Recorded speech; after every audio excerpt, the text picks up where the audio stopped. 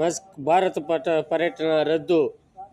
మోదీ ఓడిపోతారని తెలిసి లోక్సభ ఎన్నికల తర్వాత మోదీ ప్రధానిగా ఉండరని తెలిసినందువల్లే మస్క్ తన పర్యటనను రద్దు చేసుకున్నారని కాంగ్రెస్ ప్రధాన కార్యదర్శి జైరాం రమేష్ అన్నారు.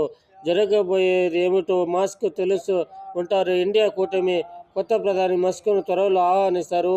విద్యుత్ వాహనాలకు మరింత ప్రోత్సాహం ఉంటుంది అని జైరాం రమేష్ వ్యాఖ్యానించారు. ఆ రాముడు ఎవరి పక్క ఉండారో తెలియబోతా ఉంది. ఆ విద్యుత్ వాహనం మంచి జరిగితే మేలే కదా.